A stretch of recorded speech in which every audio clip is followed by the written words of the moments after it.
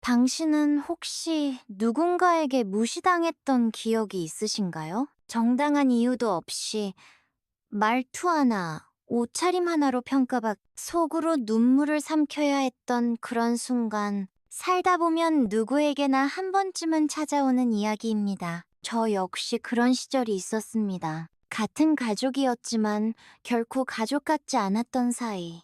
제가 아무리 잘해도 언제나 아래로 내려다보던 한 사람. 그 사람, 바로 동서였습니다. 30년 동안 저는 말없이 참아야 했고, 그 사람은 당연하다는 듯 저를 깔봤습니다. 하지만 말입니다. 세월은 사람을 드러냅니다. 그리고 결국 시간이 모든 것을 말해줍니다. 오늘의 이야기는 나를 무시하던 동서, 30년 뒤에 결국 이런 꼴이 났습니다. 라는 제목으로 한 여인의 억울함과 회한, 그리고 묵묵한 승리의 기록을 들려드립니다. 그저 남의 이야기가 아닐지도 모릅니다.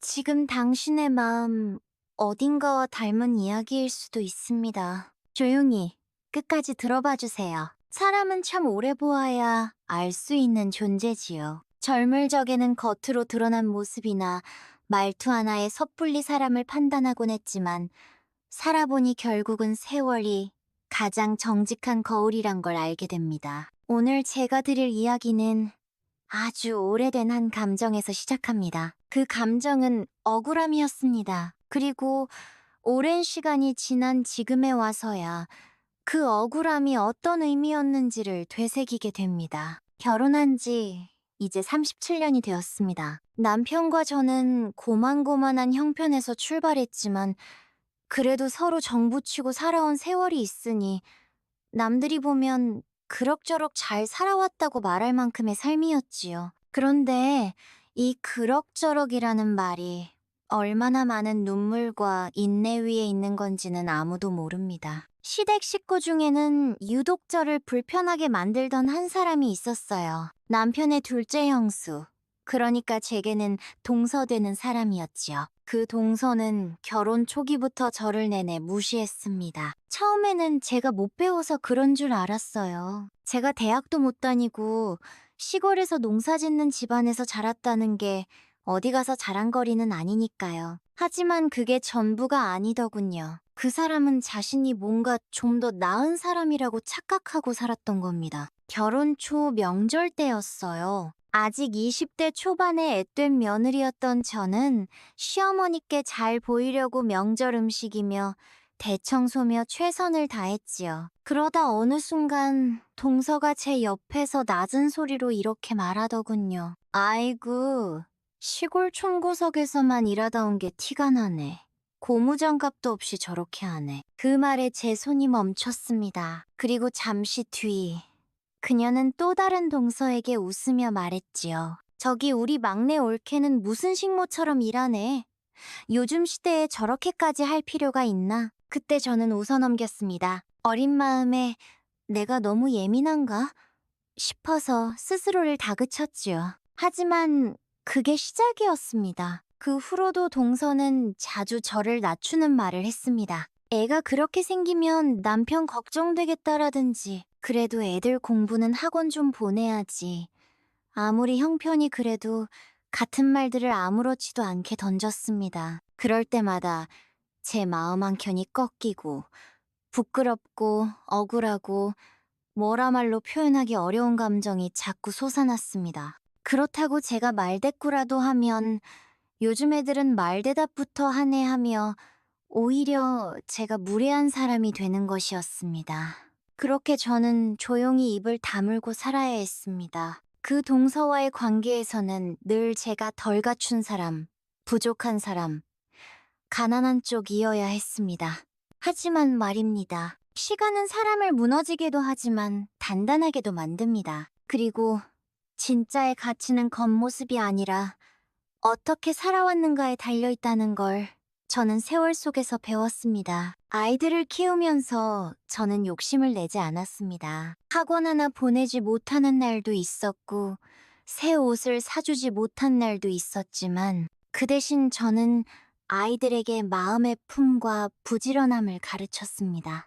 남편도 큰 욕심 없이 성실하게 일했고 저도 틈틈이 일하며 생활을 꾸렸습니다. 큰 부자는 못 되었지만 두 아들은 나중에 모두 착하고 성실하게 자라 지금은 각자 자리에서 열심히 살아가고 있지요. 어려울 때마다 서로 의지하고 작은 일에도 감사할 줄 아는 아이들로 자란 게 제 인생 최고의 자랑입니다. 그런데 말입니다. 30년이 지나고 나니 세상은 참 묘한 방식으로 균형을 맞추더군요. 그 잘난 동서는 결국 남편의 사업 부도와 함께 큰 빚을 떠안게 되었고 아이들은 각자 외국으로 나가버려 부모를 돌볼 여유도 마음도 없게 되었습니다. 얼마 전 시어머니 장례식에서 오랜만에 얼굴을 마주했는데 그 동서가 저를 보는 눈빛이 예전과는 완전히 달랐습니다. 어딘지 모르게 초라하고 무엇보다 미안함이 담긴 눈빛이었지요. 그 순간 제 안에서 묘한 감정이 일었습니다. 속 시원한 것도 있었지만 마음 한켠은 어쩐지 쓸쓸했습니다. 그 사람을 이기고 싶었던 건 아니었는데 그저 나도 인간 대 인간으로서 존중받고 싶었던 것이었는데 그때 떠올랐습니다. 젊은 시절 혼자 울며 설거지를 하던 명절밤 아이들 재우고 나서 베란다에 나가 밤하늘을 보며 언젠가는 이 수모를 갚을 날이 오겠지 라고 다짐하던 내 마음. 그리고 지금 그 시간이 와 있었습니다. 하지만 그날 저는 그 동서에게 아무 말도 하지 않았습니다. 그 사람은 이미 말할 수 없이 큰 대가를 치르고 있어 제가 굳이 나서서 상처를 더할 필요는 없다는 생각이 들었습니다. 그저 속으로 조용히 말했지요. 당신이 무시하던 이 총구석 막내 며느리가 결국 이렇게 버티고 살아남았네요. 장례식이 끝나고 며칠 뒤 저는 동서에게 전화 한 통을 받았습니다. 처음엔 솔직히 받기 망설여졌습니다. 수학이 넘어 어떤 말이 나올지, 아직도 그 사람 특유의 우월감이 살아있는 건 아닌지, 순간 예전 기억이 퍼뜩 되살아났거든요. 하지만 망설이다 전화를 받았고 듣게 된 첫 마디는 의외였습니다. 미안했어요. 그땐 내가 철이 없었나 봐요. 순간 말문이 막혔습니다. 그 사람 입에서 미안하다는 말이 나올 줄은 정말 몰랐거든요. 한동안 정적이 흐른 후 동서는 아주 천천히 자신의 이야기를 꺼내기 시작했습니다. 남편이 사업을 벌인다고 했을 때 말렸지만 끝내 고집을 꺾지 못했고 결국 몇 억 단위의 빚을 지게 되었다고 하더군요. 자식들은 자식들대로 어려운 현실 속에서 각자 살아내기 바빠 부모에게 등을 돌려 지금은 그 널던 아파트도 팔고 작은 전셋집으로 들어가 남의 눈 피하며 사는 처지라고 했습니다. 그 말을 듣는데 마음이 참 복잡하더군요. 그래, 인생이라는 게 정말 모르는 거구나. 그저 속으로 그 생각만 계속 맴돌았습니다. 한때는 그 사람 앞에서 기죽지 않으려고, 없는 척 안 하려고, 딱딱한 표정으로 명절 밥상에 앉았던 제가, 이제는 그 사람의 쓰디쓴 눈물을 다독여줄 입장이 되어 있었던 겁니다. 동서는 말했습니다. 그땐 올케가 참 초라해 보였어요. 근데 지금 생각해보면 올케가야말로 진짜 강한 사람이었더라고요. 그 말을 듣는 순간 가슴속 어딘가가 뜨거워졌습니다. 30년을 돌아 결국 그 사람 입으로 그 말을 듣게 되다니. 그게 그렇게 힘들었던 말이었을까? 아니면 우리가 너무 늦게 철이 든 걸까? 그날 밤 저는 오래된 앨범을 꺼내 아이들 어릴 적 사진을 한 장 한 장 넘겨봤습니다. 먼지 쌓인 책갈피처럼 오래 묻어둔 기억들이 하나둘 떠오르더군요. 첫 아이 돌잔치 날 살 돈이 없어 식당도 못 빌리고 집에서 미역국 끓여 남편과 셋이 나눠 먹었던 그날, 아이들 책가방에 몰래 편지를 넣어주던 날, 엄마가 많이 부족해도 너희만은 마음 따뜻한 사람이 되길 바란다. 그 글씨가 지금 봐도 조금 흔들려 있었는데 그건 글씨가 아니라 제 인생이 흔들리던 순간이었기 때문이겠지요. 그 시절 제게는 자존심이 상처투성이었지만 그래도 가족이 있었기에 견딜 수 있었습니다. 남편이 때때로 제 손을 꼭 잡아주어 아이들이 엄마, 최고야. 라고 말해주었을 때 세상의 인정은 못 받아도 괜찮다고 스스로 위로할 수 있었지요. 반면 동서는 어쩌면 겉으로는 강했지만 속은 늘 불안했을지도 모르겠습니다. 나는 잘 살아야 해. 보여줘야 해. 라는 강박이 결국 그 사람을 이 지경까지 끌고 온 게 아닐까 싶었습니다. 그날 동서의 전화를 끊고 나서도 마음이 오래도록 복잡했습니다. 통쾌함도 있었지만 그보다는 인생의 아이러니가 주는 묘한 허무감이 더 컸던 것 같습니다. 내가 이기고 싶었던 건 누구였을까? 정말로 내가 바랐던 건 이 사람이 이렇게 무너지는 모습이었을까? 그렇지 않았습니다. 저는 그저 나도 한 인간으로서 존중받고 싶었던 것이었습니다. 그러고 보면 사람의 마음이란 참 묘합니다. 겉으로는 감정을 눌러두고 살아가지만 어느 날 문득 그 감정들이 세월이란 물결을 타고 다시 제 앞에 흘러들어오더군요. 그리고 그 물결 앞에 저는 이제는 더 이상 억울하지도 분하지도 않다는 걸 깨달았습니다. 왜냐고요? 제가 지금껏 살아온 날들이 어떤 증명보다도 더 큰 자존심이 되었기 때문입니다. 며칠 뒤 동서가 직접 집 근처까지 찾아왔습니다. 손에는 조그만 봉지 하나 들고 있었는데 그 안에는 집에서 직접 만든 반찬 몇 가지가 들어있더군요. 저는 조금 놀랐습니다. 그 동서가 남한테 뭘 준다는 걸 어려워하던 사람이었거든요. 그런 사람이 반찬을 담아오다니 아마 그 사람도 큰 용기를 낸 걸 겁니다. 우리는 동네 공원 벤치에 나란히 앉아 말없이 바람만 맞았습니다. 예전 같았으면 말꼬리를 잡고 누가 더 옳으니 누가 더 잘났느니 따졌을 텐데 이상하게 그날은 그런 감정이 전혀 들지 않더군요. 그 사람은 조심스레 입을 열었습니다. 사람이 어려워 보는 건 정말 겪어봐야 알겠더라고요. 나는 늘 가졌던 입장에서 살았던 것 같. 근데 그게 얼마나 위험한지도 이제서야 느껴요.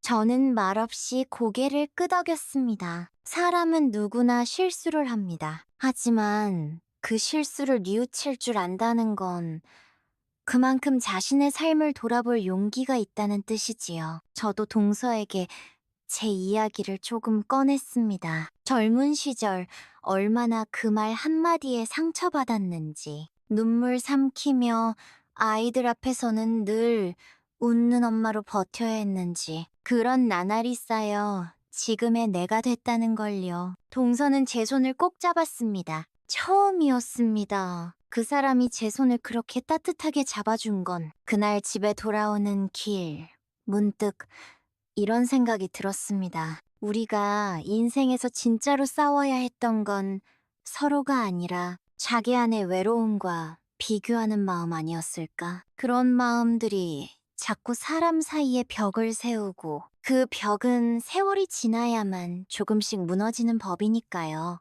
아이들에게도 늘 말해왔습니다. 비교하지 마라. 남이 잘 나간다고 조급해할 필요 없다. 자기 길은 자기 속도로 가는 거다. 그 말을 하면서도 정작 저 스스로는 그 오랜 세월 동서와의 비교 속에서 살고 있었던 거죠. 지금은 후회하지 않습니다. 그 시간들이 있었기에 저는 누군가의 무시에 휘청거리기보단 스스로를 더 단단하게 만드는 법을 배웠으니까요. 동서는 이제 많이 달라졌습니다. 형편도 형편이지만 마음가짐 자체가 참 많이 유해졌습니다.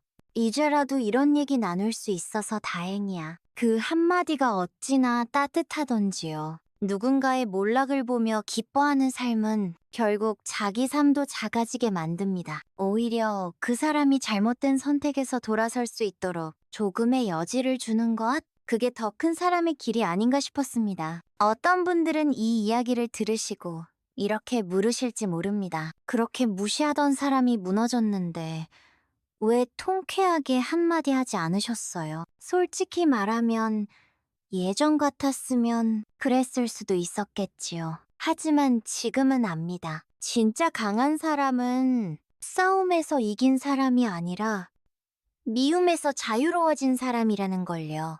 제가 지난 세월 무너지지 않고 버틸 수 있었던 건 누군가를 이기기 위해서가 아니라 가족을 지키고 싶다는 작은 마음 하나 때문이었습니다. 그리고 그 마음이 지금까지 저를 살게 한 힘이었지요. 사람이 무시당하면 분하고 억울하지요. 하지만 그 감정에만 사로잡히면 정작 자기 삶을 놓치게 됩니다. 그 동서가 저를 무시할 저는 속으로 다짐했습니다. 내가 보여줄게. 어떻게 살아야 사람답게 사는 건지를. 그리고 그 다짐을 지키며 하루하루 살아온 세월이 지금의 저를 만들어준 겁니다. 지금도 누군가에게 무시당하고 있다면 꼭 기억하세요. 당신이 보이지 않는 곳에서 얼마나 애쓰고 있는지 시간은 반드시 알아줄 거라는 걸 요즘 저는 자주 생각합니다. 나는 지금 어떻게 살고 있는가? 그리고 어떻게 기억되고 싶은가? 젊을 땐 잘 사는 게 전부인 줄 알았습니다. 아파트 평수 늘리고, 아이들 좋은 학교 보내고, 명절 때 옷 한 벌 새로 사 입히는 게 성공인 줄 알았지요. 그런데 시간이 지나니 보입니다. 정말 오래 남는 건 어떻게 살았는가 보다 어떤 사람으로 기억되는가라는 걸요. 그 동서도 처음엔 모든 걸 가진 사람이었습니다. 차고엔 좋은 차가 있었고 백화점 VIP였으며 아이들 성적을 자랑하며 고개를 높이 들고 다녔지요. 하지만 지금 그가 주변에 남긴 건 그 화려함이 아니라 관계의 상처였다는 걸 본인도 이제는 깨닫고 있습니다. 어떤 날은 이렇게 묻고 싶습니다. 우리는 누구 앞에서 그렇게 잘난 척을 하려 했었던 걸까? 정작 나를 끝까지 지켜주는 사람은 누구였을까? 돌아보면 그 어떤 말도 없이 제 손을 잡아주던 남편, 학원 한 번 안 다녀도 자기 자리 스스로 찾아간 아이들, 그리고 아무도 알아주지 않아도 하루하루 성실하게 살아낸 제 자신. 그들이 바로 저를 지탱해준 진짜 성공의 증거였습니다. 사람은 결국 무시했던 사람 앞에서 무너지고 존중했던 사람 앞에서 다시 일어서는 법이지요. 요즘은 명절에도 동서와 서로 연락을 합니다. 크게 연락을 주고받는 사이는 아니지만 예전처럼 벽을 두고 사는 관계는 아닙니다. 가끔은 이런 말도 해줍니다.